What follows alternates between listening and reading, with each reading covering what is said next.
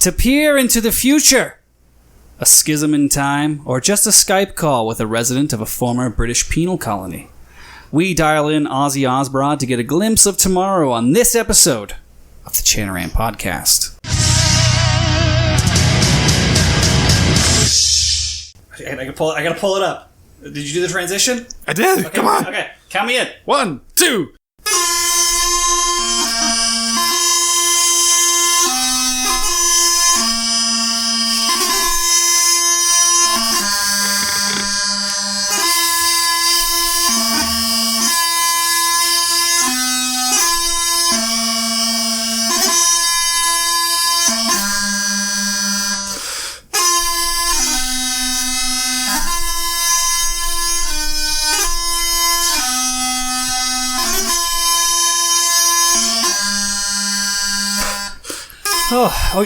I thought you said one line. Oh, I thought you wanted to do the You borum. said one line. Hello, everyone. Welcome to the Chanaran. Yeah, everyone's asleep out there. Welcome to the Chanaran Podcast. My name is Josh. With me, as always, is my bearded co-host, Mr. Andy Fooko. That's me. And I would like to inform you all that today will be an explicit show. So you have 5 seconds to listen to something else. That's 5, 4, 3, 2, 1. Fuck. Cunt bag. You cunty whore. Bitch ass con dicks. You Floppy ball sack. You hatchet ones. Magma. Hey, how you doing, Mr. Fuska? Hey, man, I'm doing great. I'm happy to be here. It's Friday night, and I'm very excited. Did you know that our listeners can review the show on iTunes, Podbean, Stitcher, etc.? And if they send us a screenshot of that review, we will send them a sticker in 4 to 5 months. Anywhere between 3 days or 6 months, we will send you a sticker. That's the glory of the show. It's like winning the lottery when it finally shows up. Yeah, you never know when it's going to pay, and the government takes half immediately. You can also send us emails and voicemails to be played on air. You can like us on Facebook, Instagram, Twitter, or if you're Australian, Snapchat. You know, I recently logged into Snapchat on my new phone for the first time in forever. For the first time in forever. And I probably had about 2.5 hours of content from Honey Boo Boo that I had to get through just to clear that notification. There's no way to clear, right? You gotta just click on it all. Dude, I just hit watch and went to bed. And that pretty much sorted it out. You can check out the Chanaran store at chanaran.com. You can get the new Get Paradiddled shirt. And I think, if I'm not mistaken, by the time this episode comes out, because we're in a bit of a time warp, because we have a Stuart Little episode coming out next week, I think, and then this coming out while we're on vacation. Mm-hmm. So I think by the time this comes out, the Andy Fooko beard neck gaiter is actually going to be in the store. Oh, I can't wait for this one. So it's going to be a neck gaiter like this with Andy's beard on it, and you too can have an Andy Fooko beard. That is fantastic. Yeah, it's going to be fun. You can support the show by becoming a patron at patreon.com/Chanaran, and we're now offering annual membership for 10% off, so you pay all the way up front if you want to support the show. Last but not least, please invite and share with your friends. Aussie, has anything been pissing you off? Yeah, look, boys, you know what really fucks my accordion on Stuart Little's new OnlyFans? There's a lot to unpack there. Hold on. What's that, Aussie? When you boys finally learn the greatest legend to ever wrestle a Scottish octopus, and then this sorry Australian sucker has to try to follow the best goddamn episode you ever produced. But keep in mind, while we had the greatest Scottish person ever last week, we have the best Australian person this week. That's right. Right. Take that, honey Bevan. Fuck yeah. Sorry, Murray. Yeah, no, the legend Murray Blair. Yeah, fuck that guy. Yeah. So how you been, Oz? I haven't seen you in a while. I've been good, yeah. Things have slowly gone back to normal here, so yeah. What's that like? Well, we had our first actual band gathering last weekend, which was amazing. I was walking into the park as everyone was sort of tuning up, and it was just like, oh my god, euphoric. Like my soul was stirred. I did not realize how much I'd missed it, but it was incredible. So I often wonder what it would be like to not live in a third world country and to be able to leave my house again. Listen, man, all you gotta do is get a needle's worth of Trump blood injected into you, you will have the healing. Based on headlines, I think all I have to do is wait for a bit, and the problem's kind of going to sort itself out. Yeah, just be patient and wait. Just wait for all these old fucks to bite it.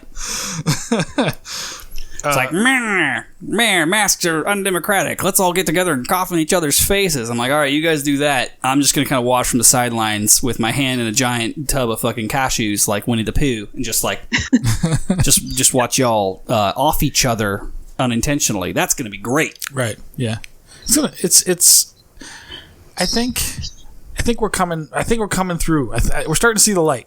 Are you starting to see the light? I'm very excited for everyone over 60 in the GOP to get coronavirus and probably pass away. That's going to be super helpful. To be fair, the other side is also don't get me wrong all over 60. I still think we're going to end up replacing all these dead people with like people who hold the exact same beliefs but are like 30 years younger. But I'll take that. I'll take someone who doesn't. I'll take someone who knows how to not hit reply all on an email any day. Even if they're morally bankrupt, at least they're, hopefully efficient. And then replies to that email saying, please stop replying all to emails 17 times. So, Aussie, you mentioned this. We did have the legend Stuart Little on last week, and I wanted to say, just thank you. Thank you, Stuart, for coming on our show. Yes. Actually, no, that was really good banter. We had a good time with him.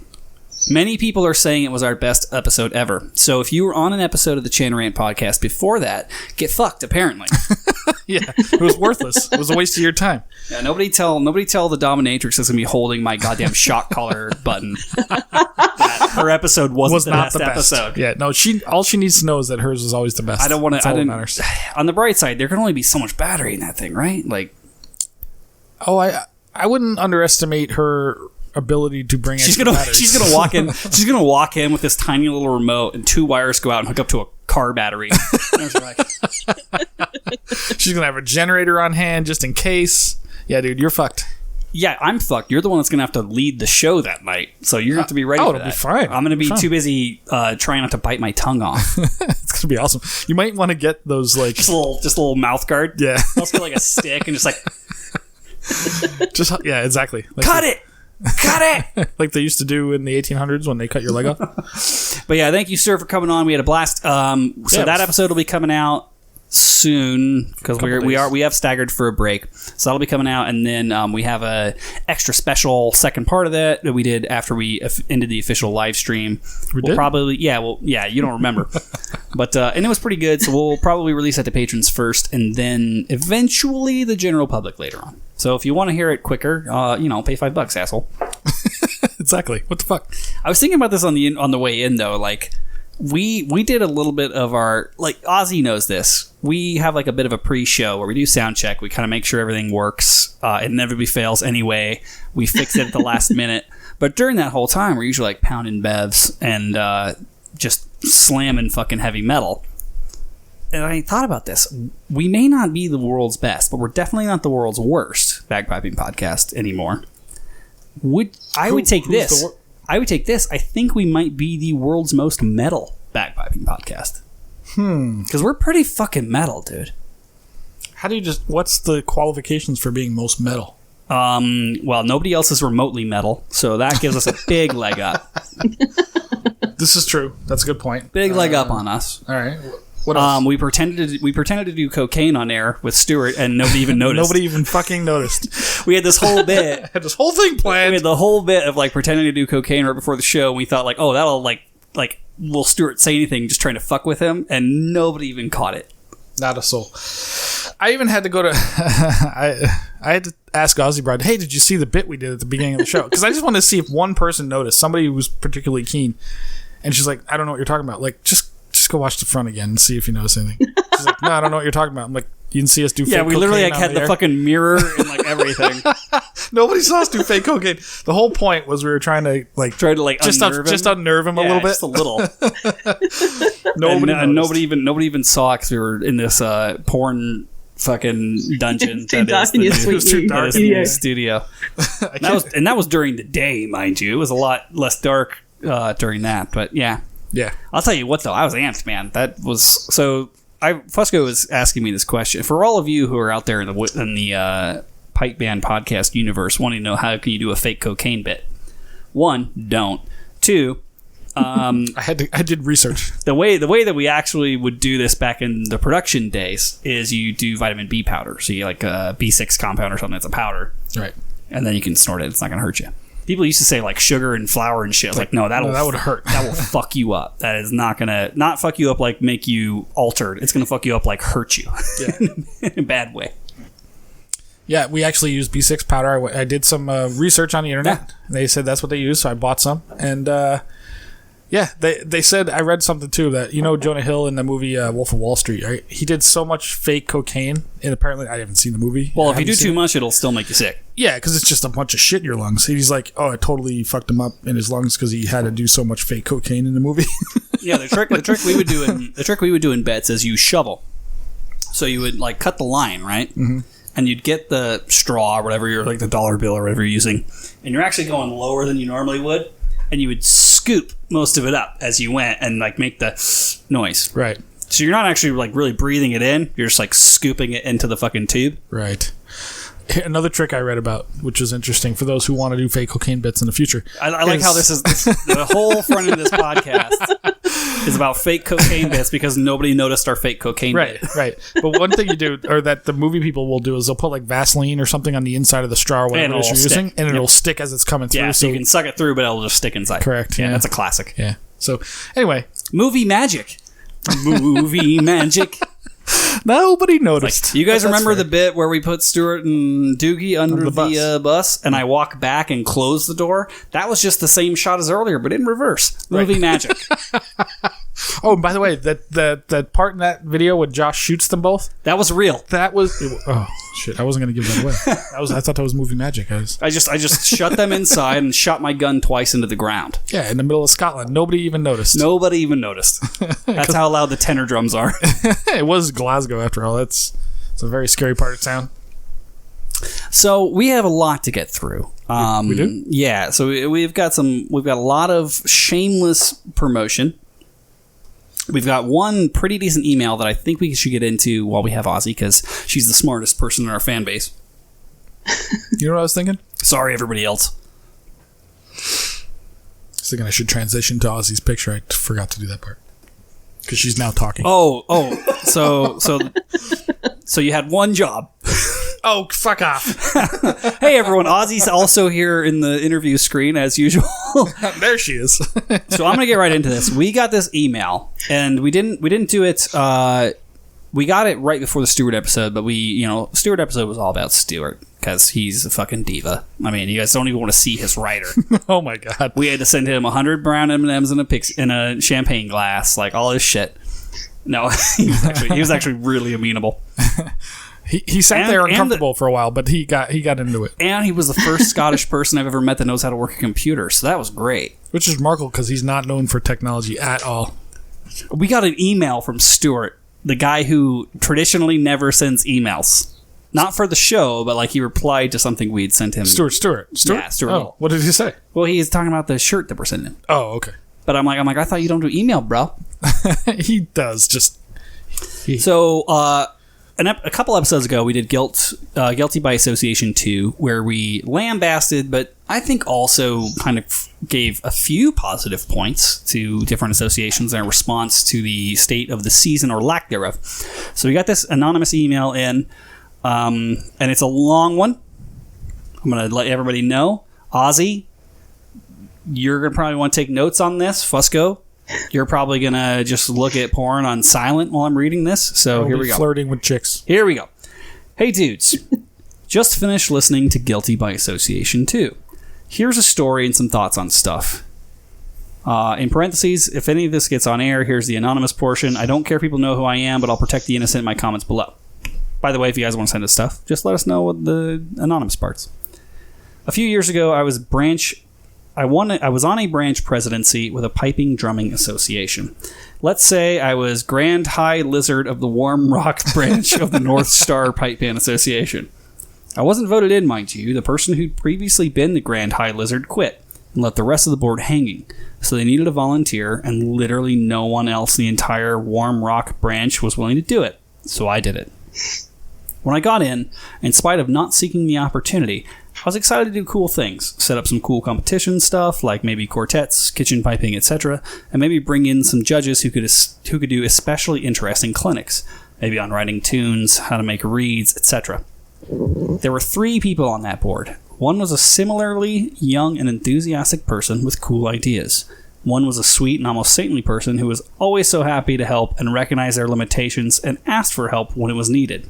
But the other lived off the power trip they got from shutting things down. Every new idea was rejected for not being traditional. Anything even remotely funny or jovial was dead on arrival. Exciting judges like, let's say, Flaren Schraw of the Flippid Stinkers could not be invited in to judge and teach because they didn't portray an image, and this is in quotes, portray an image of pride and decorum befitting the noble art of bagpipe music. What? Or some ridiculous madness. Now, I think Flaren Shaw has a lot of accolades under his or her belt. That's me. The guy played in the gold medal, for fuck's sake. So, back to the email. I could tell a lot of stories. I'll spare you. Just imagine, though. Hey, I know we could have this cool event. Quotes. No, that's not the way they did it 100 years ago in Scotland, end quote. Quote. Hey, how about if instead of potatoes for the dinner, we have pizza? End quote. Quote. We always have potatoes. Hey, I was thinking maybe we use social media more often and maybe even make some of the posts slightly lighthearted and comical. Quote. How dare you besmirch the sacred plaid god of bagpipes, you heathen? Etc., etc., etc. The good news is, as a result of working with this crazy person on the board, I started meditating as a matter of survival. And have continued the practice to this day. I find it very beneficial. The bad news, though, the young and excited board member who had been there soon quit. They couldn't take it. Every one of their ideas, good or bad, was shut down over and over and over again. So here are some thoughts. And also, I will interject here with a comment, because we talked about this. Is this somebody local? No. Oh. I don't think so. I've got stories that sound Well, we talked about this briefly when we talked about other organizations that, like, New Blood went in and just got shut down and they just quit. Exactly. And then I recruited him for the Celtic Society. Correct. Win for me, baby. Win for me. Your loss is our win. Can you deal me in as well, my friend? Yes, sir. So here are some thoughts. 1. I was only on that board because no one else was willing. Red flag right there. If no one is willing to be on the board, it's a bad board. Something's wrong, yeah. Aussie will probably be able to give us some stories on that. While I was on the board, not like with her volunteer groups, but like professionally. While I was on the board, 2 positions came up for re-election. The people who'd previously held them didn't want them. And we managed to convince new people to take the positions, but it was all guilt/duty. The voting was a silly formality because there was one name on the ballot for each position. This year, I volunteered to take a position on a board again. Once again, I was the only person willing to do it. And the other position was up. 0 people put their names on the ballot. We still have no one to fill that position. You've experienced this. Yes, just recently. All of this simply to say, guys, you two and every single other person who cares at all, let's get on the boards. Come on. If Jeff Mann had been running against anyone else for the WSPBA presidency, that'd be one thing. But the truth is, he's just a really nice guy. He's been willing to take that volunteer position multiple times when no one else would do it. I would agree with this point. He's a very nice human. So come on, let's fill positions on every branch and association board with #Sixers. That's the wrong hashtag. And then people are going to think it's the sports Sixers? team. Yeah, what the fuck, dude? With #1 of the 6, but no. Get your shit straight, you cunt. Fucking wrong hashtag. Who is this guy? I want to write him a personal email. That's not how you hashtag, caller. 2, if the pattern I observed holds true for other associations, there's an issue that there may be a young, enthusiastic, excited person who gets onto a board every once in a while, but they sit there surrounded by the creaky joints and musty cobwebs of the past. They're entirely alone, they get burnt out, and they leave. 6 years later, another one goes through the same process. What we need is for 3 to 4 members of the same board at the same time to be united in this vision of making things better. Otherwise, it's always going to stay the same. Mobilize your army of semi-intelligent, bag-squeezing, drum-beating apes and take over the whole system. All at once. Because of an enthusiastic... It If an enthusiastic but lonely soldier runs into the fray, he's got no chance. If there's a groundswell, though, a whole cloud of such soldiers running up against the impregnable walls of bureaucracy, they stand a chance together. And 3. It's a long email, guys. Yeah. That's why we didn't do it in a stew episode. 3. It's a simple fact that people with time on their hands and who have spent enough years competing that they want to give back or figure it's their turn to volunteer to run associations and boards within associations are going to be, by and large, retired old folks. In many cases, they don't even know where to start. For a lot of them, R2 Sports is high tech. Fuck's sake. Shots fired. Is this JD Ingram? No, it's not. So rather than waiting for them to come asking for help, I think folks like yous, and I'll include myself, I'm going to change the world with you, need to proactively get onto these committees and say, here's what you have, here's why it worked, and here's why it doesn't work anymore, and here's how we make it better. Always keeping in mind there's benefit to past experience, and these crabby old folks will have valuable input. Can't be the French Revolution. We all know how that went. Let's do it, dudes. Let's save the world of Western United States competitive piping and drumming. And that is the end of the email. Wow. There's so much to unpack there, but I want to turn it over to Aussie first. I don't want to get Kamala Harris on this. I kind of know who that is. Total badass. I'm not so sure about that. I saw a whole bunch of wrap-up articles of her facial expressions that were pretty great. So what do you think about this, Oz? Like, there's a lot of truth to this when it comes to just like the reluctance of old blood to be replaced by new blood. Agreed. I think a lot of it, part of it is definitely that. Like, there's older folks who think that they've been in it for so long and they feel like that's their tie still to piping and drumming. So I've definitely encountered that with the association that I've been involved with for the last year or so, kind of helping out with some of their marketing and social media stuff. And there's a little bit of that. For the most part, they're pretty positive and very forward thinking, but there's a few people who are kind of clinging onto old ways where you got to kind of work around them until you gain their trust. But I think that's the other part of it is kind of... Or until they die, inevitably. Yeah. Or they fall off the perch. That can also be a good thing.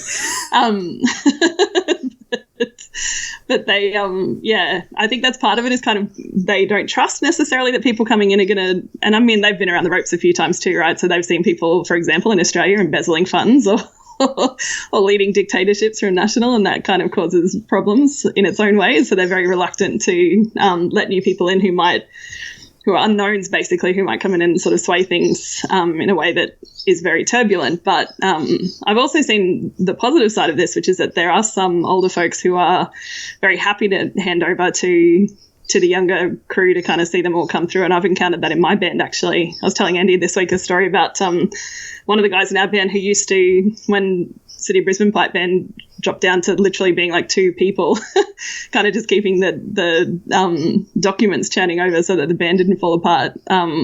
He was the only guy kind of running everything. And then once we started to build up numbers again, he realized that there was a younger crew coming through and said, like, you guys are the future of the band. I want you to take over. So kind of turned the reins over to us. And that has, been an amazing thing. And we actually are experiencing at the moment in my band a real resurgence of, we've got a great leadership team who all work really well together. We're all, youngish. Just seems to be really positive, really good working environment. We're attracting people, and that seems to be part of it, is kind of when you've got a good, healthy organization, you attract people. So I'm inclined to agree. I mean, I've had the pleasure of volunteering in, close administrative capacity with an organization that, because it is full of people who want to work hard, are very positive, it draws other people in because they want to be a part of that crew. And that's why the Highland Games happens. Fusco, how's it going with the band?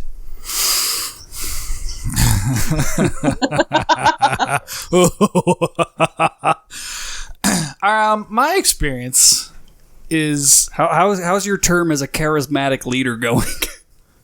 I think it's going all right. Don't you? I think lately better than anything. I think now that you've mostly had because I don't have to see anybody ever. Well, I don't think it's... Okay. We talked about this early on in the quarantine phase. We talked about, like, how long of not seeing people until you miss people. I think we're now getting to the other end of that curve to where, like, you would rather do practice in person. Oh, I would much rather do that, yeah. Because this online thing it's fine and all, and people are doing they're doing pretty good, I'd say. I mean, they're hanging in there pretty good, I thought. About as well as to be expected, Yeah. I'd say, yeah. The thing we joke around about, and I don't think it's all that much of a joke. I think it'll be, once we get together, it's going to be proven. But, like, we're going to play, and it's going to be awful. Like, we're going to play pipes, and it's going to be a goddamn nightmare. So, I'm like, do I really want to go to that? And then just completely fucking revert back to January 2020 when I hate everyone. We get to start over again. Hey, we're starting over for the 17th time in 4 years, right? I don't know. The way I look at it is, I was thinking about this recently. You know how in the Matrix, like, there's like 17 Neos? So all it's all part of the process. Is like, yeah, there's a Neo and he dies. They bomb Zion, and then boom, we're back to the beginning of the Matrix. Mm-hmm. We're just like the old computer programs that were there for every single iteration. Or like, yeah, like I know you think you're Neo, but I've seen this 17 times before. Our band is like Back to the Future 2 when they go back to the Biff world. When he runs everything, that's our pipe band. So wait, you're Biff? No. Oh no, when they go We're back, Marty. when they go from the future back to 1985, and it's shit because he took over the world or whatever it was. He has a casino apparently somewhere in the middle of California somehow. But anyway, it's complete nonsense. But actually, I feel like you're Doc in the situation, and I might be Marty. I could be. Definitely the crazy fucking one. But yeah, no. But honestly, I am excited to get back together. It would be nice to actually play pipes in a group. Remember the last time you saw a person? What you mean, a human being, not you? Yeah, not me. Yeah, no person. Not a figment of your imagination. No, dude. You have to keep in mind, this is all happening in your mind. I'm out. You're talking to an empty chair right now. People are just subscribing because they're concerned. You seem to forget. I'm out whoring every weekend, regardless. That's true. That is fair. Yeah, how's the horn game? It's going great, man. I haven't caught COVID yet, so all's good. All's well that ends well. I mean, you got syphilis, but not COVID. STDs are not the important thing these days. Listen, all the women care about is that you're COVID free. They don't care about the other shit. Yeah, that's why I keep a mask on. Exactly. I'll bang you doggy style with a mask on. Everything's gonna be fine. It's like coughing season, but it's COVID season. Right. Like 2020 all year. The image of Fusco in a face shield with like long yellow rubber kitchen gloves in this scenario. I don't. It's like that scene from is there Fight Club when Brad Pitt comes out of the bedroom. He's got the yellow fucking gloves on. Is there Purell for your mind? If there is, we need to send it to one of the 6 Facebook's page because those fucking sons of bitches are it's the all of the 6 the all of 6 memes are fucking. They are savage. It's it's a not safe for work group. Everybody knows it. I can't believe those guys haven't gotten deleted from Facebook yet. Some of them have. Some of them have got like posts removed, and I didn't even remove them. No, Facebook does it. So because there's like, oh hell no. It's remarkable, but it's funny anyway. Cool. So we have. Is this an anonymous email? Is that me? Did I put that in? That's probably the one I just. No, it's different. Okay, it's the one on the right. Do you want to read it? I can't see it. Oh, I got it then. So we had another message from somebody in regards to the Stewart episode. It says this: "Congrats on the Stewart episode. That was fucking brilliant, insightful, funny, and ridiculous. So many good stories." I laughed out loud so many times. Stewart sleeping like a vampire when you inexplicably woke up in his hotel room and then took a picture of him while he was sleeping. Had me in tears. I'm bummed you couldn't get Steven on the phone though. Oh, and I would pay cash money to see Stuart Little fucking accordion. Bring on his OnlyFans. There you go. Stuart Little OnlyFans coming soon. To a 1G internet connection in Scotland and Northern Ireland. somewhere very far in the future because it'll take a long time to upload. So as we move through these news and updates, real quick, I want to make a plug. The Big Rab Show Awards are live. Yeah, Jesus Christ, people. Vote. Vote and vote often. Yes, because there's no rules. Treat it like the American presidential election and vote 17 times. Exactly. Exactly. So we are up for, I believe, Best Social Media, which is weird because we're up for Best Social Media for Facebook and Twitter, even though we have a podcast. Mm-hmm. I think it's a YouTube channel. It's I don't know if that's social media, but I don't know if that counts. Yeah, and The two videos you and posted you were up for best beard once again against the person who's going to beat you. Yes, against the reigning champion every year that's ever existed. I'm not even going to say his name because he doesn't deserve any plugs. Fuck that guy. Although he's so Fusco, pretty cool. If you lose this time, are you just going to give up and shave the beard? I want to retire. Yes. You're no longer going to be entered. I'll never shave the beard. Have you seen me without a beard? I have. I might be one of the few people. It's frightening. I might be one of the few people of the 6 who have seen you without a beard. Because the 6 wouldn't know unless they go deep into my Facebook. You didn't have the beard. You just had like a gay little soul patch. I did have a soul patch back then. That was 2004 or so. Yeah, I remember distinctly. Yeah. I also had long hair and gigantic black glasses. You did. And I was about as big around as my dick. Which isn't very big, people. Don't get excited. Yeah, man. I think we're going to win this year. I don't know why, but the Army's going to come out in force, I hope. Are we gonna win because we're gonna cheat? We're gonna cheat. Exactly correct. That's how we win. It's a Chanarant way. It's a Chanarant way, absolutely. So vote for me for best beard and vote for Chanarant for best social media.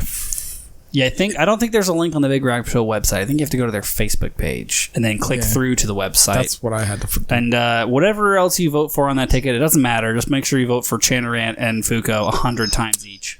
I would like to back the Keith Highlanders. Let's go. I have been backing the Keith Highlanders. Let them win too. Keith Highlanders are America. Fuck yeah.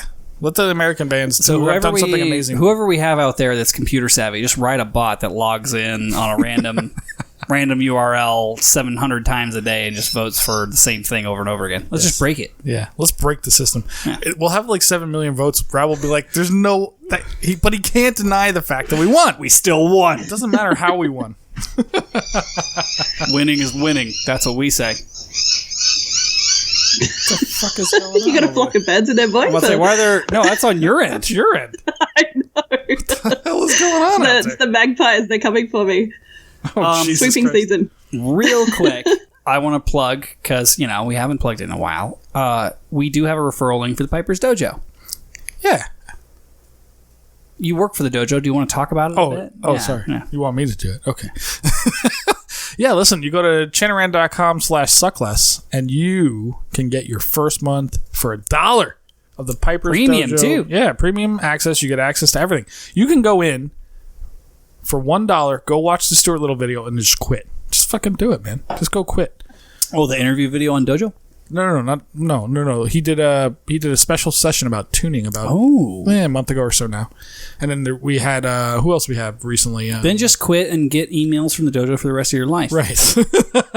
There's a great session from the captain, who did a whole thing about memorizing music, and God knows people need help on that. Apparently, I will say this though: like, as much as I love to give Doogie shit because I consider him to be a friend, don't sleep on the Piper's Dojo, dude. Like, it's a pretty awesome resource. Yeah, absolutely. As I've been teaching myself grips over the past 6 months. How's that going for you? I've relied heavily. Oh, dude, you want to chanaran.com/suckless. Josh is in his grips. check this out, man? You ready? I'm ready.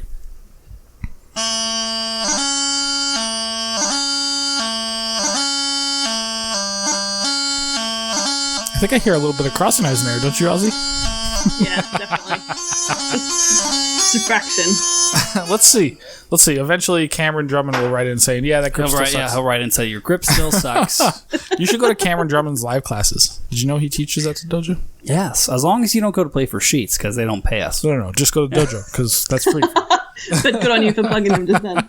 Speaking of people that pay us, ladies and gentlemen, boys and girls, we have the first ever Fooko live read of the MacLellan Bagpipes advert. Wish me luck, people. He has been relying on me for 5 episodes. I'm the one that plays the sound. Now I got to go back and forth, though. So hope for the best. I'm going to turn the repeat off. Let me make sure the repeat is off. So it's probably a good idea. Yeah.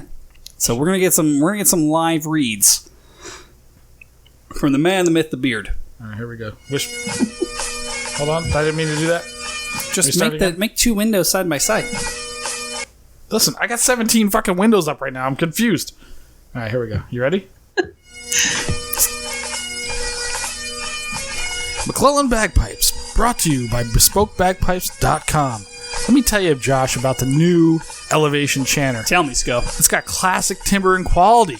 It's down in pitch for North American bands that struggle with that friggin' crazy-ass high G that won't be under control. I hate that high G. I hate all our players because they can't control their high G. But this is the solution to your problems, people. BespokeBagpipes.com. Quick. Blah, blah, blah, blah. That was bad. I couldn't see when the thing was going to end. That's pretty okay, but you got to start as soon as the music comes in. Yeah, but I was trying to flip screens because I had 2 fucking screens. Fusco, you literally can make your windows different sizes. I know, but I didn't. I wasn't ready for that. I wasn't prepared. Should I do it again? Here, let me get yourself prepared. Get yourself Hold situated. on, let me go to 2 screens. Hold on. I want you. What the fuck is this? It won't let me split into 2 screens. Just minimize the soundboard. You don't need that. I need to hit play on the fucking soundboard, dude. Oh, it's on the soundboard? Yes. What do you think I do? I gotta have it ready to go. All right, here we go. Ready? That's smaller. Take 2. We got All right, this. here we go. I believe in you. Right, Fusco, do a good radio voice. Do it like I do it. All right, here we go. Going to fuck. Let me start. All right, we got this. You got this. Come on. Hold on. I believe in you. Let me start over. BespokeBagpipes.com. At MacLellan Bagpipes, we believe that North Americans should have the same opportunities that the Scottish have. They should have a chanter that is best for them, that gets that high G in control, and is really in line with the kind of quality piping that you deserve. Go to BespokeBagpipes.com and find out more about the Elevation Chanter. It wasn't bad. It was all right. I mean, that wasn't bad. You missed a few points. I'll get better at it. It'll take time. Well, I mean, we might get fired, but He paid us already. What are we going to do? well, yeah. We only got Joe, I hired. ain't refunding shit. We only got hired for how long? Like a few months? 17 months. I don't know. Joe talked us into a lot. I don't know what's going on. Talk to us. Who's us? Who's this us you keep talking about? Anyway, BespokeBagpipes.com. All right, do you want me to do one for safety?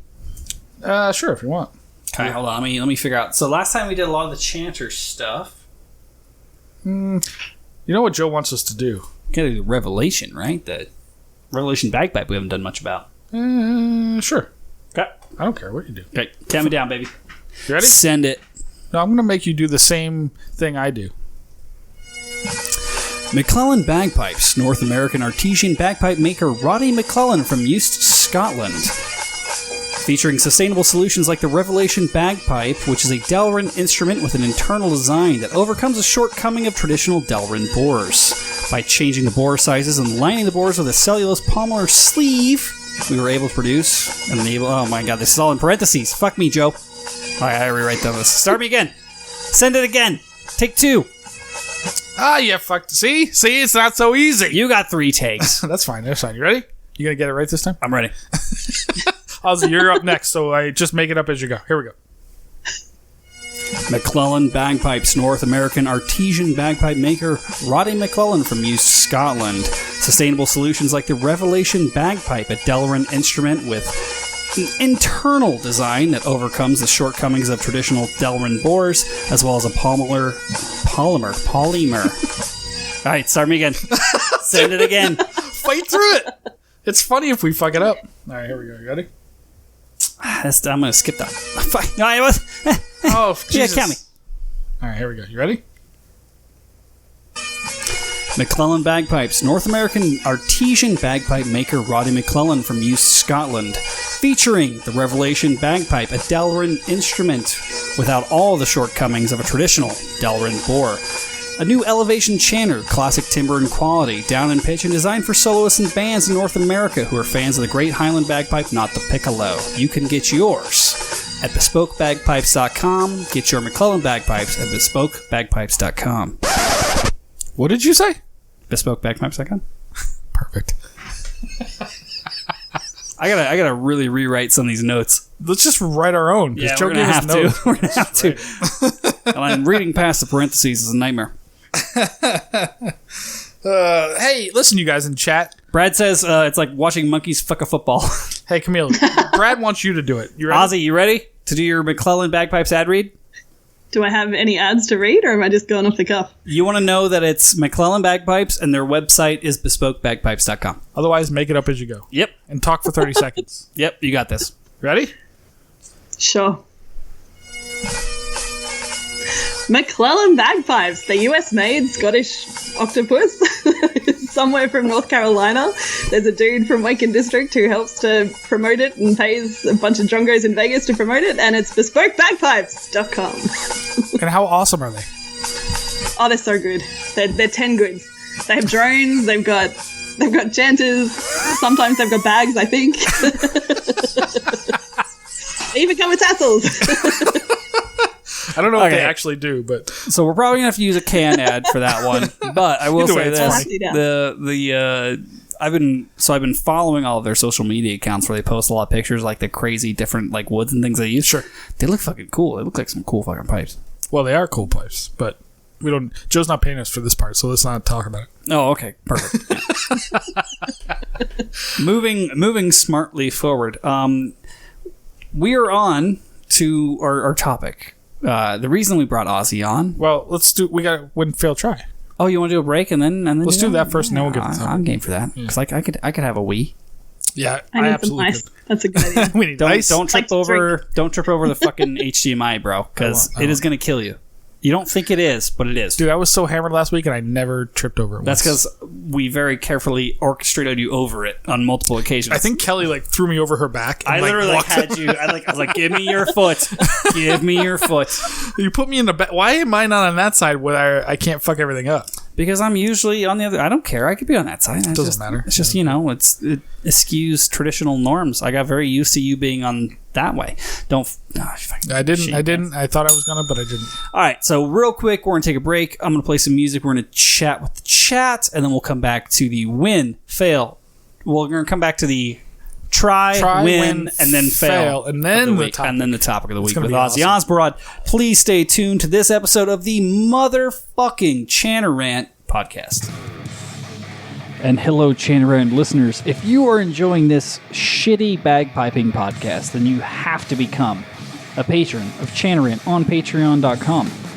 Patreon.com/Chanarant. You can see a bunch of videos of us, Andy passed out on a couch being a douchebag, us after hours saying shit we cannot say on the podcast. This is a time for the real six to shine. So many people want to buy us a pint. They all offer, but here's your chance. Buy us a virtual pint. Yeah, it's per month. Less than 1 pint a month, and you can see us make complete asses of ourselves and just enjoy some great Chainring content. Hello, everyone. Welcome back. So, Sko. Yeah. We're going into the win, try, and then fail of the week. What do I need to know about these things before I click on them? Should we start with the try, win, and then fail? What order do you intend this? Let's go the other way. Let's go win, try, fail. Win, try, fail. Okay. The win. Should I explain it? Or do you want to just... You watch it and then you'll see. I mean, let's see here. Oh, I gotta make sure I have volumes. I actually saw this. I saw this one. Yeah. I've been holding on to this for a while now. It's a good one.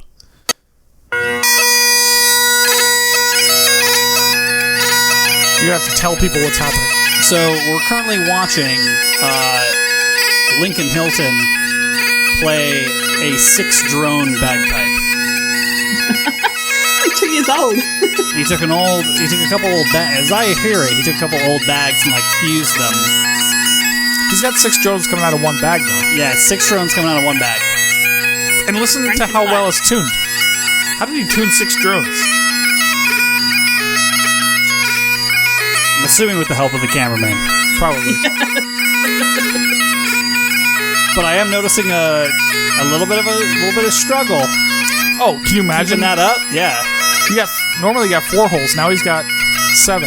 Even him struggling with 6 drones still sounds better than me. Yeah, absolutely. Better than 90% of the bagpiping world. That was pretty awesome.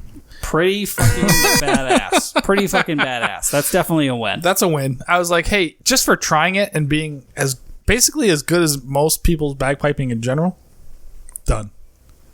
So this next one is the try, and this is the Shelby County Sheriff's Office Pipes and Drums. Correct. They had a rehearsal. I actually watched this before the show. Hold on. Hey, pause for a sec. I just want to say, listen. The win is the tone. this is we give a lot of shit to. I give a lot of shit to service bands. I give a lot of shit to service bands too, but I listened to this before, and it's got some fucking metal. This is listen to the tone. Listen to the high G's, high F's, all the shit that everybody fucks up. Yeah. Even our band fucks this up. Listen to this shit. Tone, tuning, rhythm. They're not playing a very complicated version of the tune. It's very unison simplified. issues, but that's not the point. That's simplified. There's a little bit of unison issues, but like the tone and the tempo and everything is like pretty solid. Controlled and good tone. It forgives everything. So here's our try.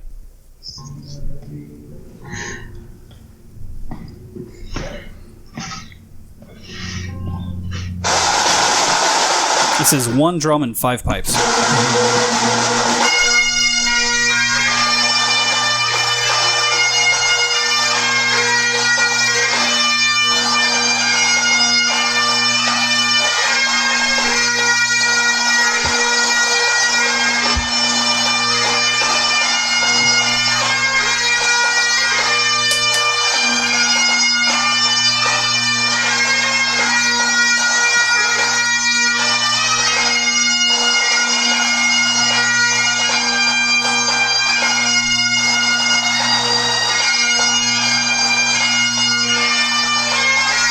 Few mistakes there, but not too bad. Notice their drones. What do you notice about their drones? I'm sorry, not the drones. No, the there's chanter a lot stock. Notice their chanter stock. What's on there? So there's... I don't see anything on chanter stocks. Yes, Ariel. Yes, keep it liquid. Keep Sorry, it that's liquid. on Facebook. You don't see anything on their chanter stocks? I notice their chanter stocks are pushed way the fuck up, but I don't see anything on them. No, sorry, not chanter stocks. Blow stick stocks. I apologize. What do you notice on their blow stick I stock? don't see anything on their blow stick. Just tell me the answer because I don't see shit. Okay, so on their blow stick stocks, just like Wake and District does, and I have one of these as a sample, but MacLellan Bagpipes has these gauges. He makes his own blow stick stock that has this gauge that sticks out of it, which is a blowing, like a manometer basically, but with a gauge on it. Oh, now that I see it on this one, I didn't see it on the rest. I see it on the guy who's like up against the wall. A couple of them have it, and essentially this is what Wake uses too. But they can all see their pressure at all time because the gauge plugs into a blow stick stock. That MacLellan Bagpipes makes these. As far as I know, the only ones that make these. And you can see it. It's like sitting right in front of you. It's like all 7 the amps time. and one fucking go. I think we should get paid double.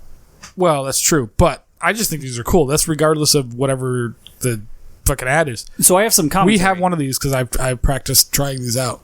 It's pretty cool. I have some commentary in the video overall. I think that very strong start. Only one like preemptive like before like we did anything. Mm-hmm. Strong start, solid tone. I mean, obviously it's a simplified version of the tune. Obviously there's unison things like when they get to the second part. I will say this. One of the reasons I think that this makes a great try is I'm noticing a lot of posture issues as I watch this video. People who are like one shoulder way up and like doing crazy shit. Mm-hmm, mm-hmm. So people who are like struggling with the instrument a bit. I would guess these are a bunch of new players based on the quality of their fingering. Fuck, dude, doesn't sound tone fucking is remarkable. bad. Yeah, like I'm okay with that. I'd kill for tone like that on a regular basis. I don't know. This was sent to me. I don't know if it's regular. I would just say I had my posture changed very late in my piping career, and you resisted. And I resisted, and ever since I got to like horizontal shoulders and like straight fingers, straight and your straight neck, straight head, all that. It's made my life easier over time. Man. So those are things that stick out to me because they're problems I had when I was a newbie. This is the inherent problem with bagpipes is, one, nobody has a local shop unless you live in like Michigan or fucking Scotland, right? So you can't try anything out. You have to buy it and hope it works. And to put it, you have to buy what you can afford. Put shit into a bag, and then you're like, oh fuck. Well, I guess I'll just deal with it because I don't want to have to pull all the shit out and send it back and then get a new one. Because the bag size, the blow stick size, the positioning of the stocks, all this stuff makes a difference. And it's like, well, I'll just 3 years from now when my bag goes bad, or 5 years from now, I'll get a smaller bag and I'll deal. Like, that's. I mean, I still remember what happens, though. Like I got my bagpipe. It was like my bag size was a large based on the fact that I was like a 6 foot tall kid. I was fucking 15, 16 years old. I had this blow stick that was too short, so I had to get a separate one that bended and extended. Mm-hmm. Didn't need it for the bend.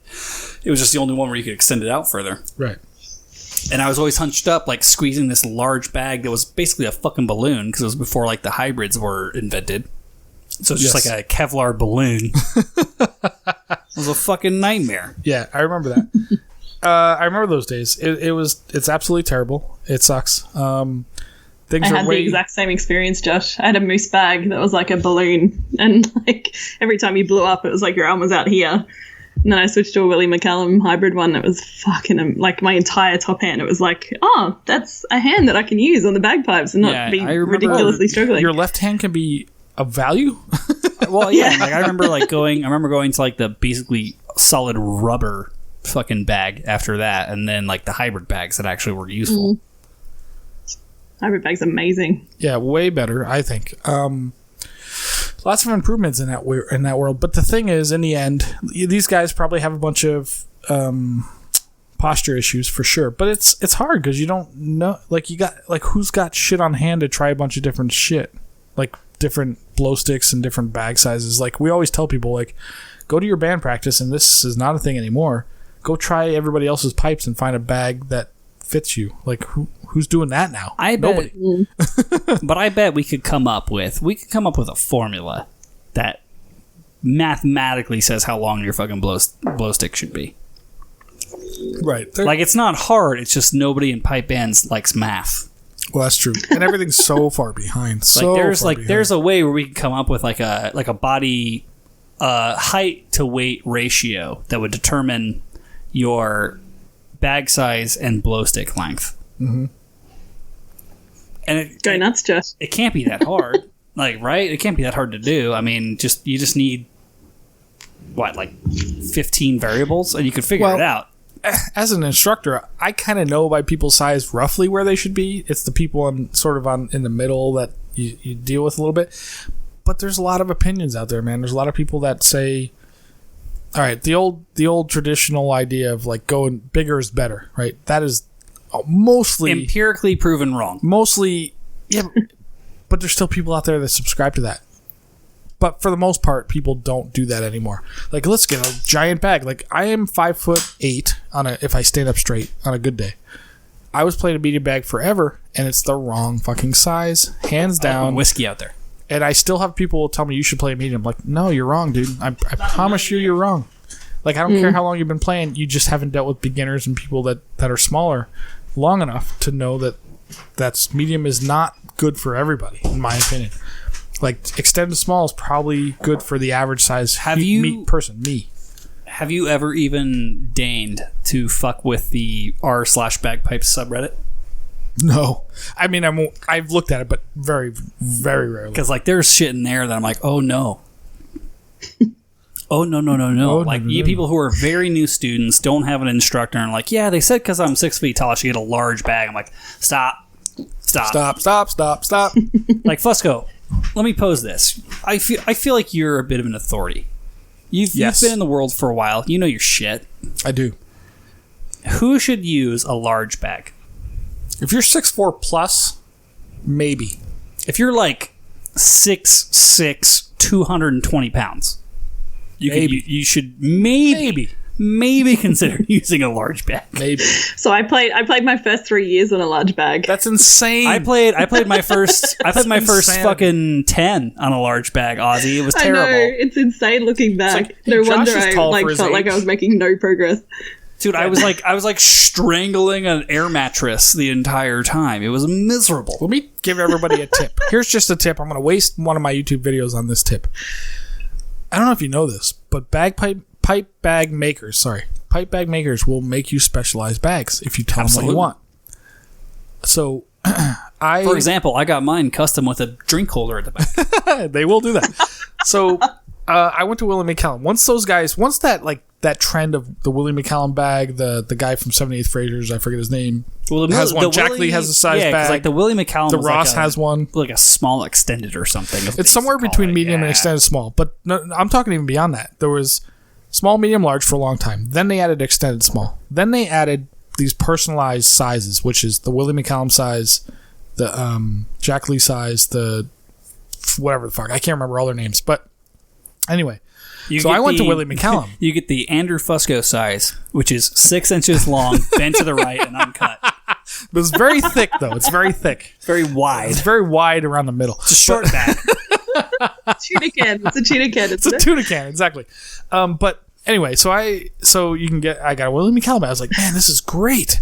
So then I just on a whim asked Bannatyne one day. I was like, this is great, but I would just like just a little bit of more narrowness to it, just a touch. And I said, could you make an extended small size bag, but make it in the Willie McCallum shape?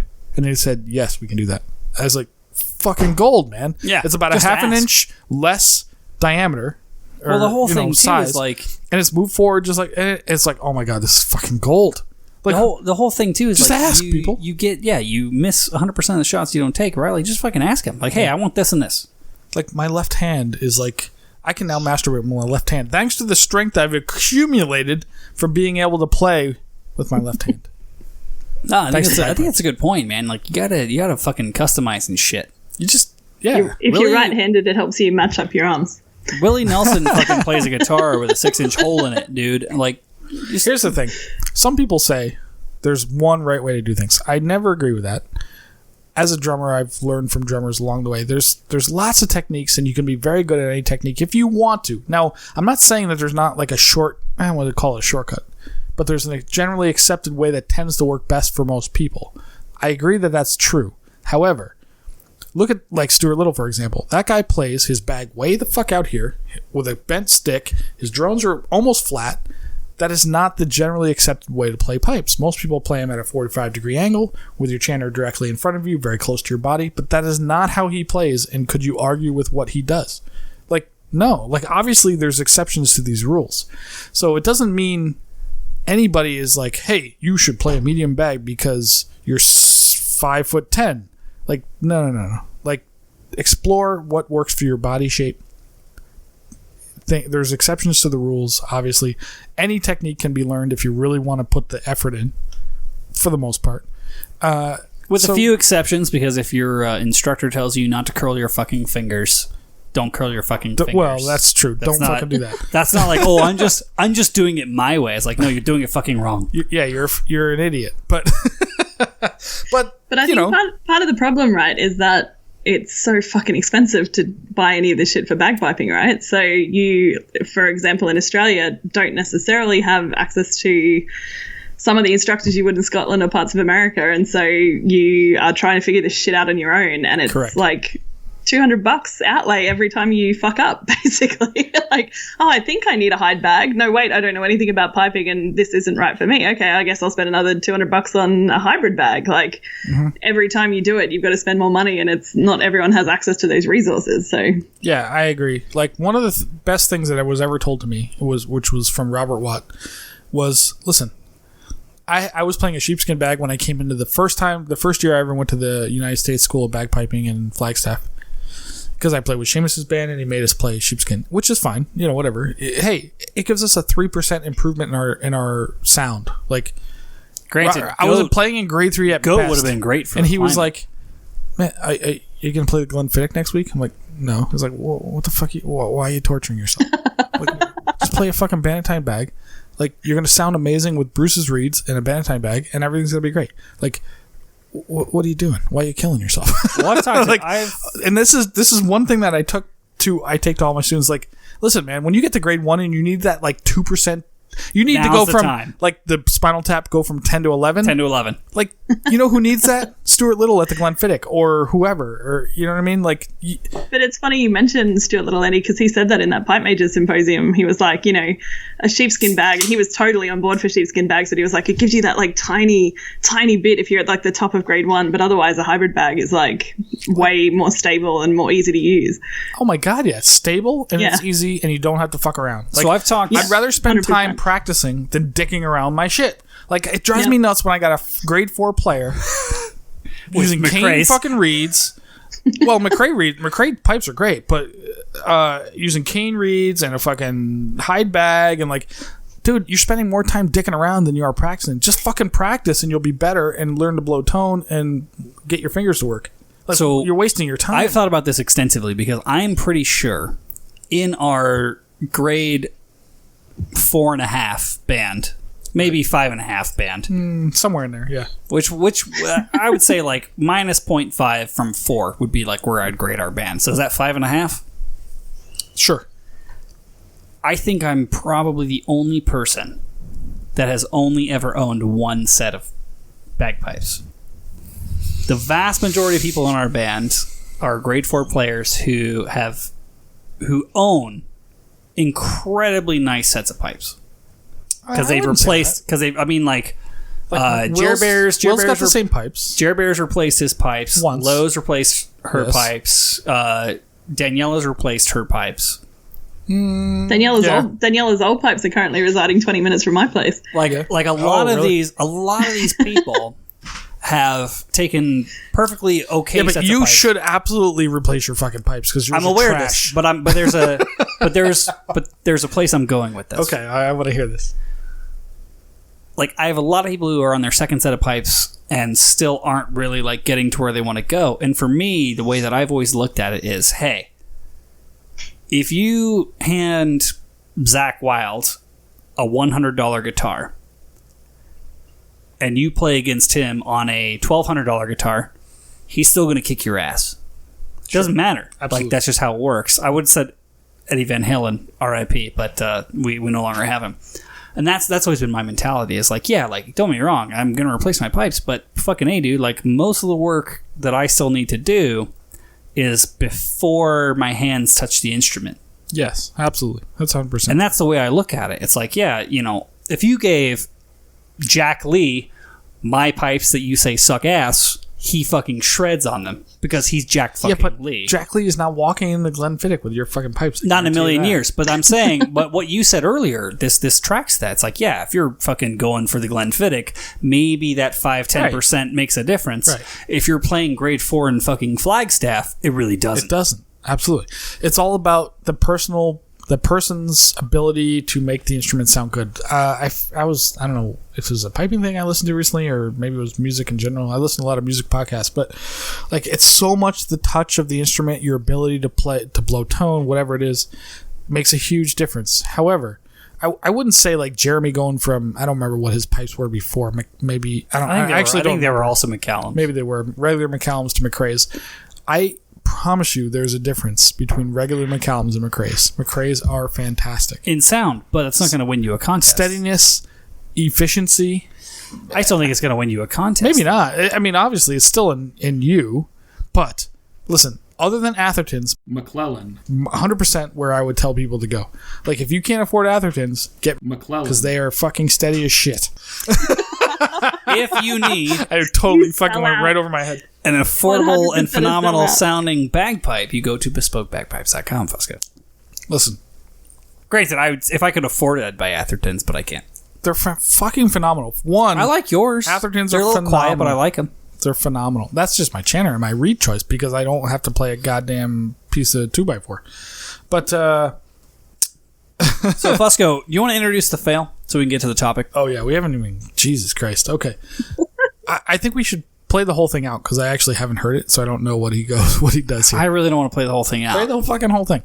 Let's just not play it at all and just talk about it. No, I haven't heard it. I need to know what the fuck he says. Well, we'll talk about it because Ozzy's heard it. No. It's like Trust 4.5. Trust in me. Just all right, skip ahead to where he jumped. I need to hear it. Just play the fucking thing. I'll edit it out. Just play the fucking thing. Who gives a shit? Hello, everybody. I'm Matt Willis, Bagpiper, and I wanted to Skip. It's like, that's a hard thing, man. It changes from place to place.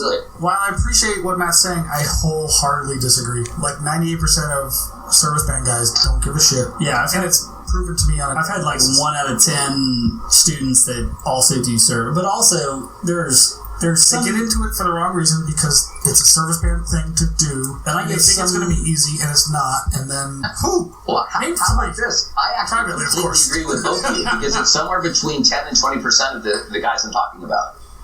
I just don't want to throw that 10 and 20% of the service guys under the bus. better on the instrument.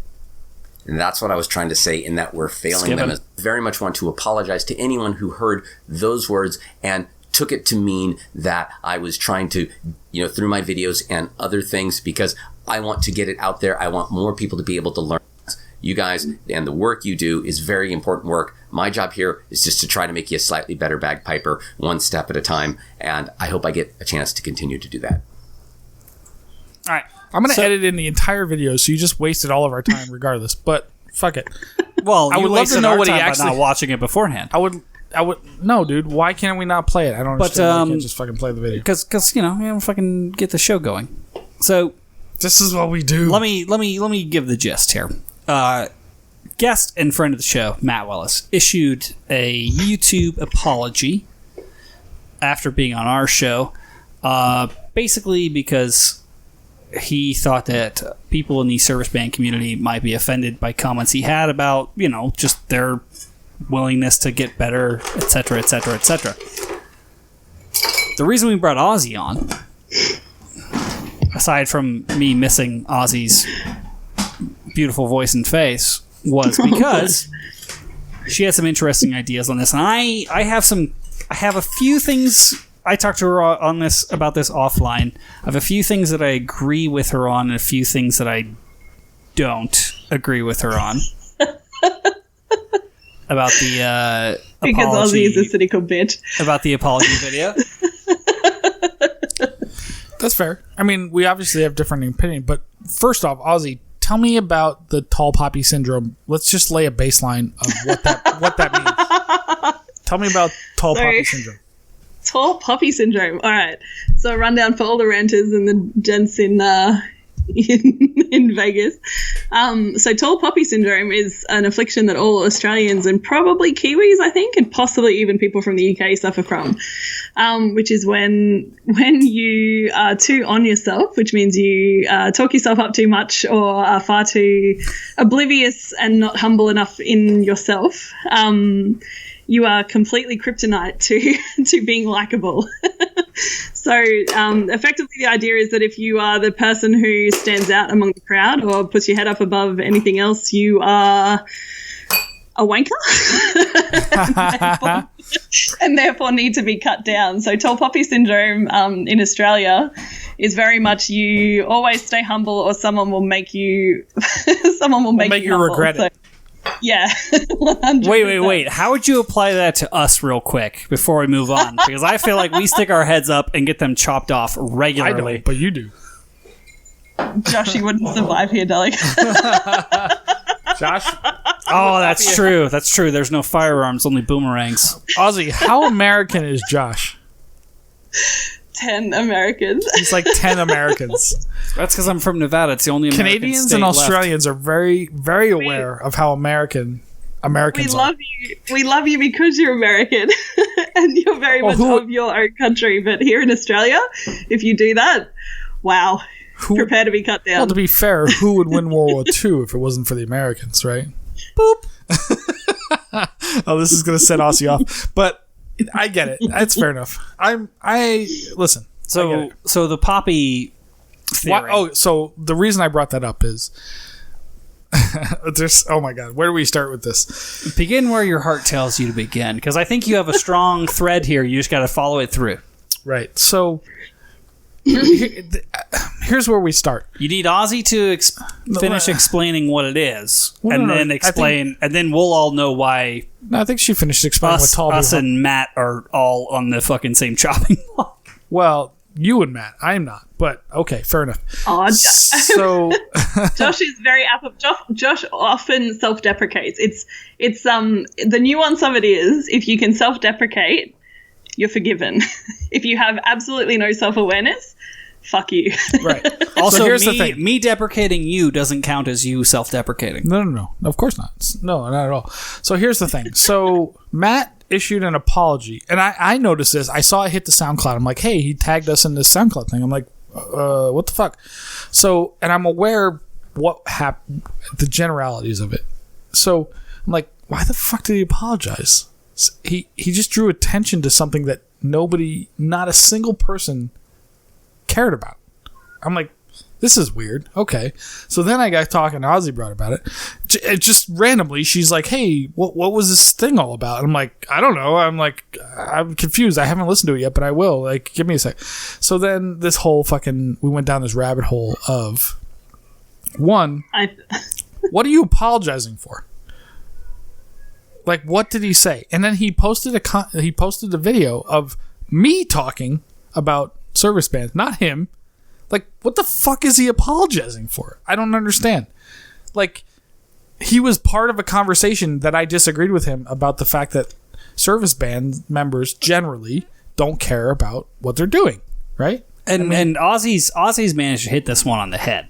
And her analysis was the best one I saw. Which was? Go ahead. I think my initial message to Andy was like, I have a very strong suspicion that Matt Willis received absolutely zero complaints about this about this episode. Prefacing this with, I'm a cynical bitch and I'm always looking for someone who's out to make a buck or promote themselves in some way. Well, you do work for a university. Yeah. Exactly right. So very, very au fait with people who are full of bullshit. Anyway, so my initial take was, why the fuck would someone create a video, overproduce the fuck out of it? So it's like 4.5 minutes long, and it's got like leader, what are they, Josh, you know better than me, like the video, like the things that they put on the start of a video that show up on YouTube so that when you click on a video you can see it. Like no, YouTube does that automatically. It's the first little preview. Yeah, but whatever it is. So it says like, my apologies, everyone. It's like, you're talking about he did a whole card. No, you're talking about the like thumbnail. Card. Thank you. Yes. Yeah. So it's like this thumbnail, leader not card the card. of like this Card's really different. clickbaity, like it's really clickbait. Like, my apologies, everyone. Like, and so my entire theory on this, and apologies to Matt Willis because I'm sure he's a lovely guy and he knows what his audience is.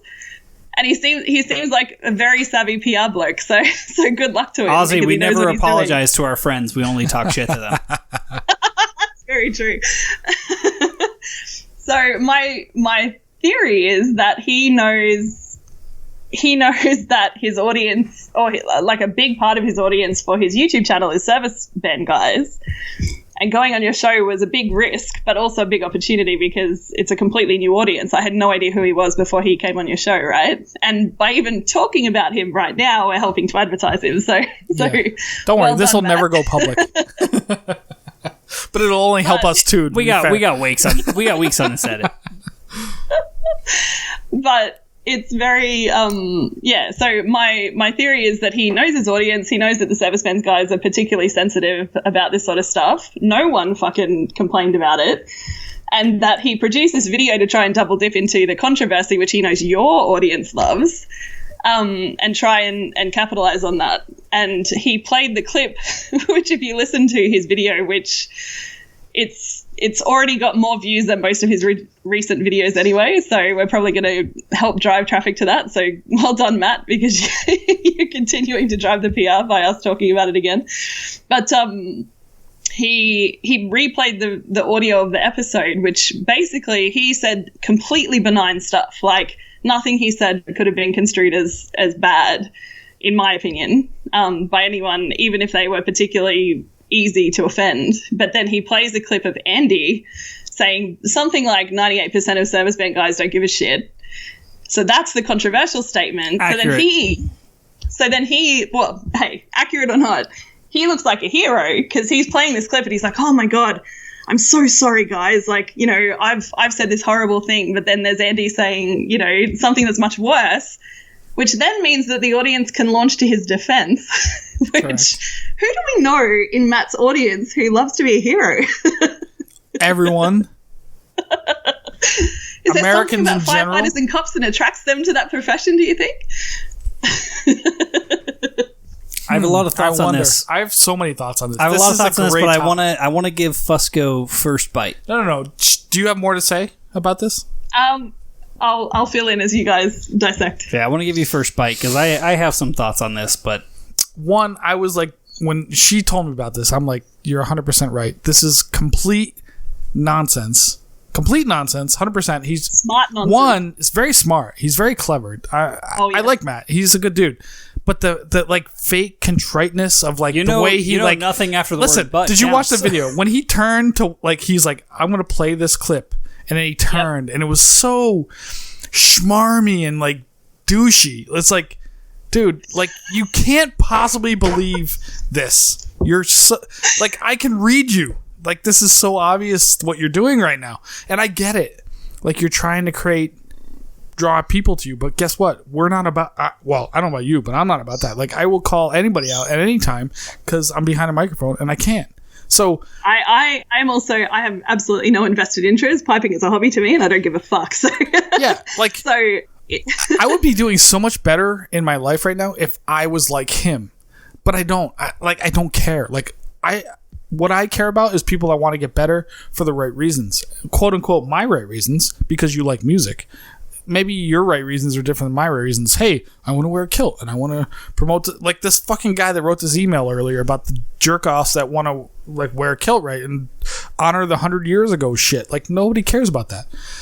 Listen, this thing that he did was like, this is so contrived, and there's nothing I hate more than contrived shit. Like, let's create this thing and make a thing out of it for the sake of like drawing attention to me and my channel, which I get. Like, you're a whore. Okay, cool. No, whatever. We're whores.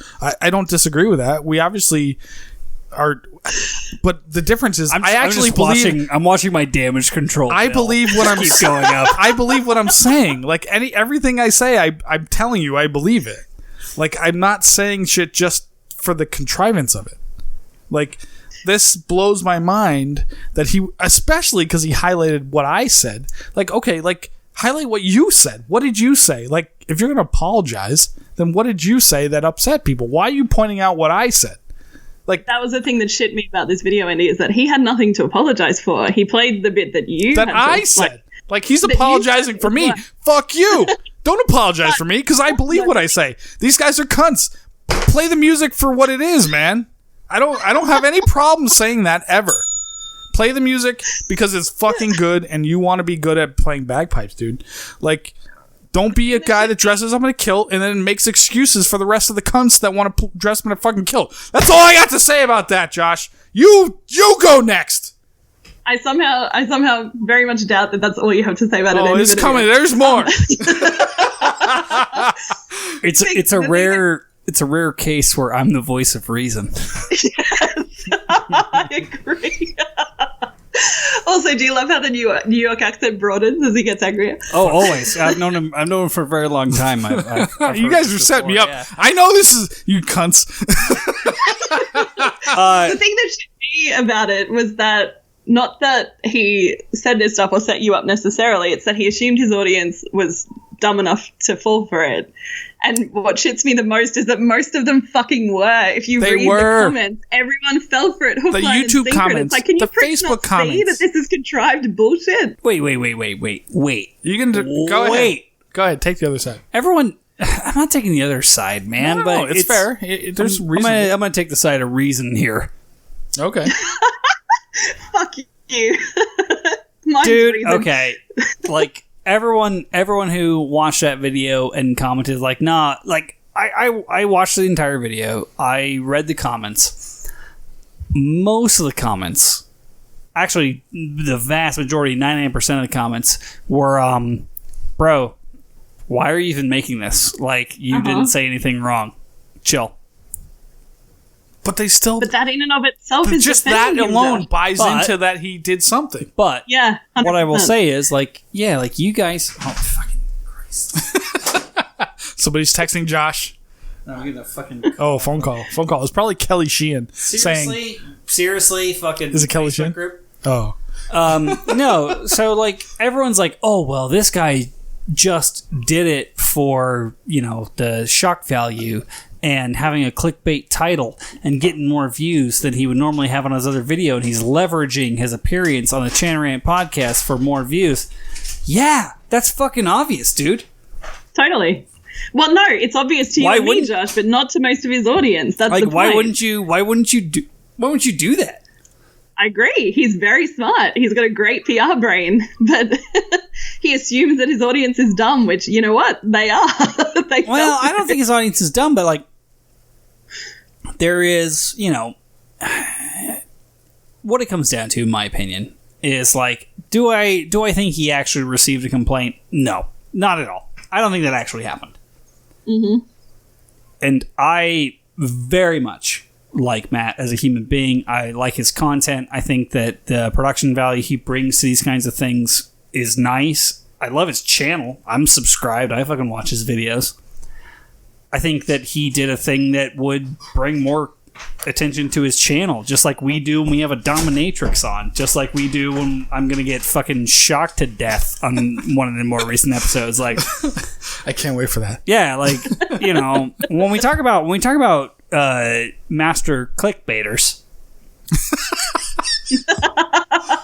are we not master clickbaiters in our own right? Like, but do we ever say anything you don't believe? Do you ever say anything you don't believe? Never, not in a million years.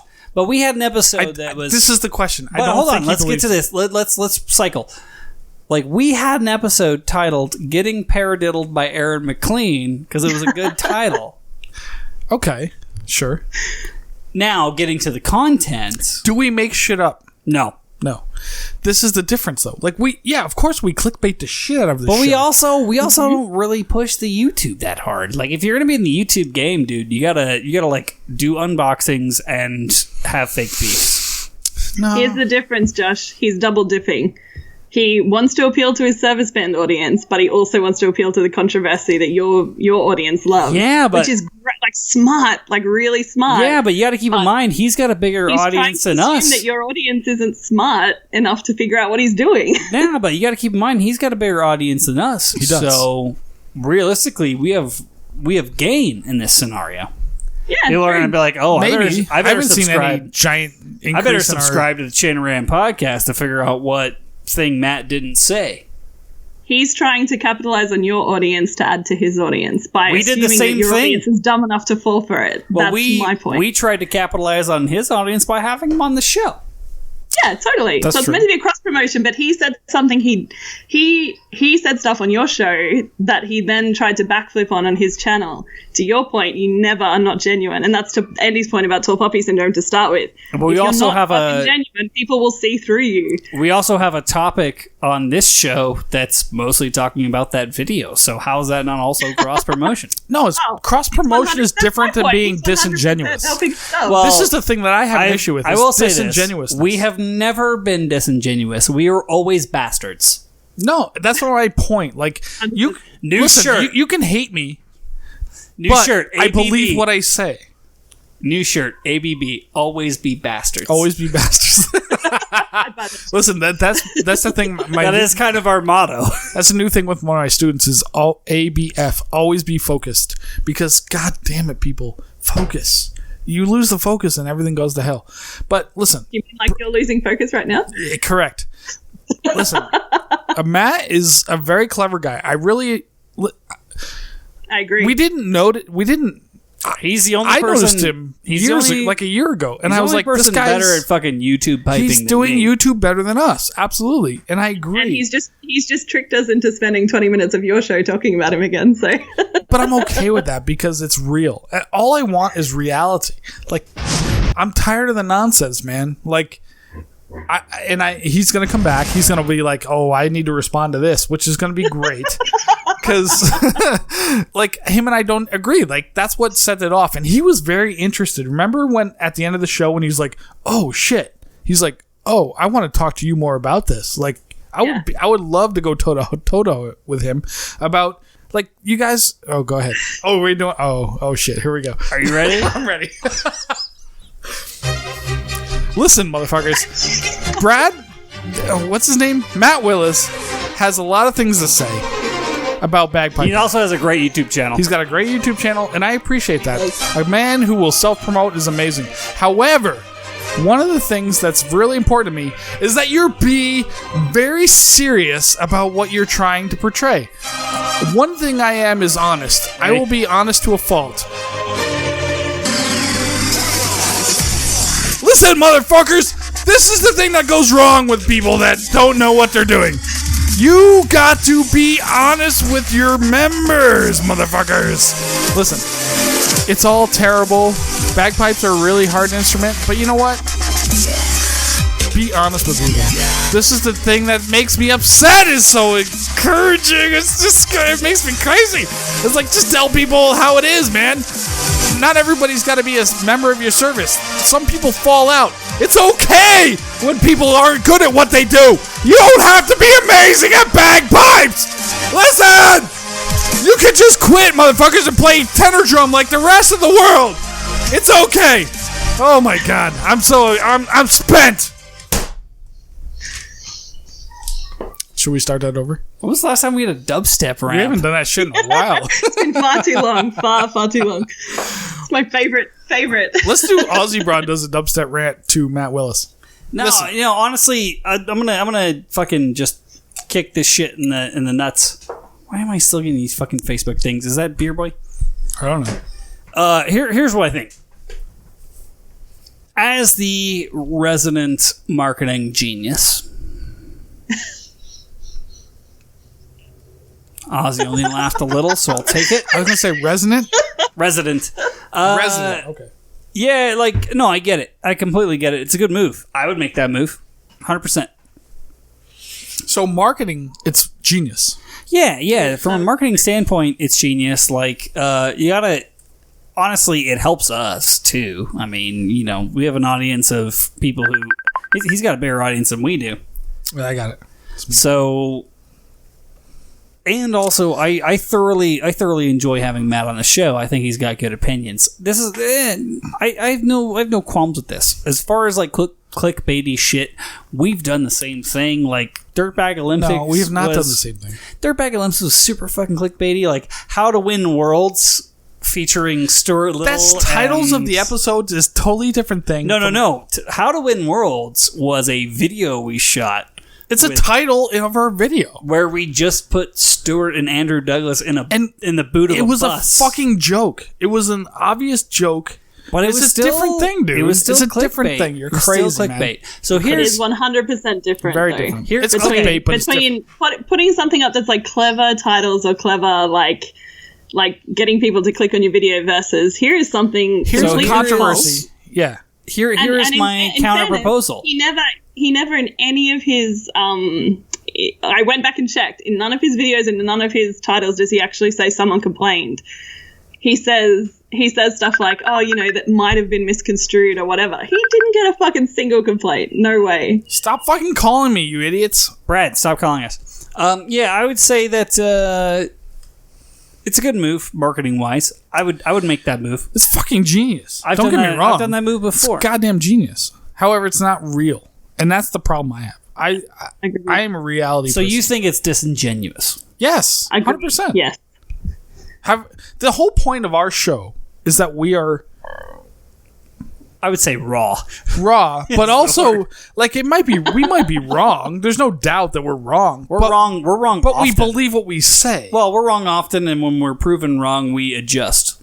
Correct. This is the thing. So when I first noticed Matt's channel, we was doing good shit. I'm like, oh shit, he's doing good stuff. He's teaching people how to play for real. But if you placate the cunts that are like, hey, I'm gonna play this fucking grip like this because I want to play the grip like this. You're placating cunts. You're wasting everybody's time. You're creating false. What's the word, Aussie Broad? You're good with words. I'm really excited. False expectations of hey, this D Grace note. Josh 10 years ago, 15 years ago, was given false information about a grip or whatever, and now he plays or whatever the fuck. Now he has wrong expectations. I have never played bagpipes well. That's not true. You were very good. You're a very good player. You have amazing ability. Just you haven't realized your talent yet. But that's not the point. If he promotes, what's the word? What am I trying to say? He promotes falsities. Here's the difference to me. He has an audience where they buy the bullshit and he serves them the bullshit. Yes, guys, we gotta. But then he wants to double dip and try and be genuine, and it's you can't have both markets, man. You can either buy the bullshit or you can be genuine. I gotta step in here. You like the sound of your own voice. You like the sound of your own voice, and you care too much about what people think. That makes you an Instagram influencer. So you need to fucking decide who your audience is and not try and double dip. I gotta step in here because I think a whore and accept it. I think this is wrong. I would like to hear. Tell me more. I mean, don't get me wrong. Like, I love beating up on an easy target, but I don't think this is an easy target. Like, no, not at all. I think that he's very fucking smart. He knows what he's doing. No. I don't think this guy's doing harm. Like, that's agreed. He's doing harm to the pipes. pipes. Right place. No. He's not doing harm to the pipes. Like, I don't think this guy's doing harm. This guy's doing like actual legitimate work. He's this is his fucking career, right? Like, it is now. Like, I'm never gonna be completely financially disabled by not getting hired for teaching bagpipes, right? Like, that's not a thing. The dude puts out an incredible amount of content, and a lot of it is really, really good. He made one bad apology video, but we also had several episodes where we were too blacked out to finish the fucking thing or hit record. Right, but there's a difference, dude. You don't see the difference. We pulled that shit because it was embarrassing. It was wrong. It's in one thing, right? Like, I think you're looking at this through a very narrow fucking scope. Tell me. We are. Like, you are like, okay, here's one instance on this, like, view driving apology video, which, anything with apology on it views will come up. We know because we're about to do a fake one. We're gonna do a video where it's like us at Chanarant. If we've offended you in any way, get fucked. Get fucked. Oh yeah, we're gonna do us like shotgunning beers and shooting guns. Boom, boom, boom, boom. Yeah. But no, like, dude, it's. I would consider this to be a very marginal, like 1 to 3% fuck up over the course of honestly a large career that I think is pretty decent when it comes to YouTube content, man. Like, I've watched a lot of that shit. I think it's fine. Talk about Matt. I agree. Yeah. Like, one video doesn't fucking extinguish you from internet life forever. No, I agree. And I think that's why I prefaced this whole thing. Josh was saying that he seems like a great guy and he seems like he does good work. And I like how you've got your PR hat on right now. Josh is very much PR. The shit that we're just talking well, yeah, because I got it. One, I like the videos, and two, I want to have the guy back on, and I don't want to have. Totally. I don't want to have the next fucking 7 episodes be a back and forth between us and goddamn Matt Willis Bagpipes. Totally. But I would just like us to be able to bring him on for normal things. This is the thing. His original point about tall poppy syndrome, though. That is what this comes back to for me, is that I listened to Matt's episode, and while he had some great things to say, the way that he delivered them and his subsequent treatment of that apology video have made me like, I don't think this guy's genuine. And so I don't respect his opinion because he's not standing for what he believes in, and he's not saying what he believes. Keep in mind, if your livelihood was at stake, how much are you going to stick to your guns? And why would you go on a show that is completely against your own audience and then try and backflip like, it's and easy, the it's audience easy for all of us into what you're saying? It's easy for all of us, but like, dude, like it's not easy for me. My entire livelihood is this nonsense. Yeah, I don't know why you still do this. All right, so getting on to what the topic is, which would be, clickbaitiness, I suppose, is what we've been vamping about for 2 hours. I would say I get it. It makes sense to me, the moves. All the chess moves make sense. If someone beats you in chess, you don't just necessarily call them a cunt. You just kind of look at their moves and change it. What I will say is, yeah, there's points to be made for the fact that I don't know if he was disingenuous or not. I don't believe so. I think that he can, I think that the moves he makes are probably really based on his audience. We don't make those moves because we have the privilege of having an audience that will listen to us no matter what horrible thing we say. That's just based on the fact that our employment is not tied to the podcast, you know what I mean? So I would say I understand without condemning or condoning. I understand the moves, 100%. And hey, fucking hey, dude, if they work, they work. If they don't work, they don't work. Trying to fucking savage someone just because they got more views, I don't get that. But that's me. There's a difference between savaging someone and calling them out for bullshit, though, Josh. Yeah. But anyway, I appreciate your opinion. But there's also, like, you know, I don't know if it was bullshit. I can't see inside that person's mind. Like, all I can do is make sure that I always say horrible things that come to my mind, which is the basis of this podcast. Even if you only got one complaint, why post an entire apology video that would draw more attention to it? Oh, That's I don't think there was ever a complaint. Not in a million Agreed. years. Yeah, I think it was an incredibly strategic move, but that's okay, man. And I still plan on having him back. Hopefully, if he doesn't listen to this. And but yeah, that's my closing thoughts on this very wild episode of the Chanarant podcast that Fusco's going to have to edit. We're gonna stick around and hang out with the chat, and apparently we're gonna fucking call Brad in, preferably on Skype instead of Facebook. That being said, at least we followed up the Stewart episode with a horrible episode. No fault to you, Aussie, and I'm gonna go ahead and play us out.